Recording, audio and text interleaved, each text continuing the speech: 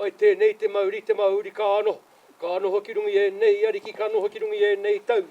Ai tēnā te mauri kei runga iarangi nui i runga, kei runga iarangi roa i runga. He karakia ki te maumahara i a rātou mā i te hunga o Tarawera. Pau atu ki te kotahi rau whātekau ngā tau ki murira, ki te rongo tonu ana i te rāhuatanga o te rū. Tātou ngā morehu ko hau hoki ngā pauritanga ki Wainganui a tātou, tēnei pau, tēnei rā he rāhirahira.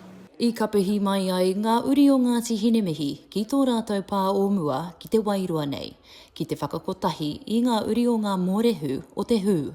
Tā Hinemihi ko te haka, tā te haka ko te ngāhue tuatahi, tā te ngāhue ko poroiere, tā poroiere ko te ngāhue tuarua, ka puta anō hoki ko taku tupuna whaia, ko ruihi. This, of course, is the anniversary of the 140th year since the eruption of Tarawera, and year upon year since that time, the descendants of Tūhourangi returned to this place to remember those we lost during the eruption and to celebrate the lives we have and the lives we're trying to build today. Me te kino hoki o te hoki ngā waua mahara kia rātou ma. Nā reira, a kua huri te kotahi rau whātekau tau i te pakarutanga o Tarawera. Kei konei tonu ngā uri e paka ngāna kia whai oranga i tēnei ao huri nei.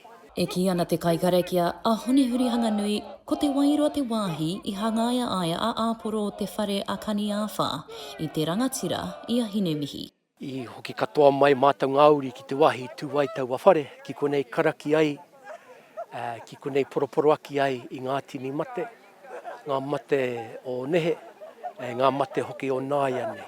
Koinei te wāhi ka rongo i te tuatahi, te hunga e noho ana ki te Wairoa i te rū o te whenua. He nui ngā rū i taua wā, engari e tīrama ana te marama.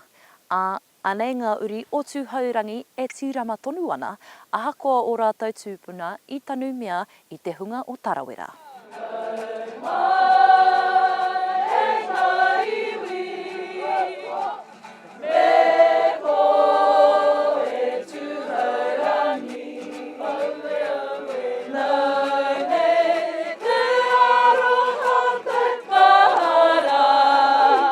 Ko te pai o te rangatahi o nei rā, ko tā rātou he whakatinana i te ahua o e rā tūpuna, ia aporo mā, ia tūhotoariki mā.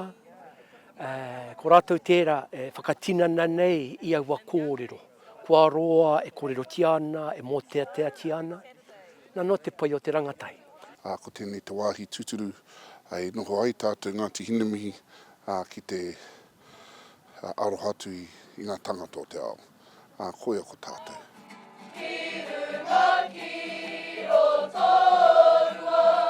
Ahako te taumahatanga i taua wā mā runga te whenua nei, e waiata tonu ana ngā mōrehu o Tarawera mō ake tonu atu. Mai o hapānapa, mā Aukaha.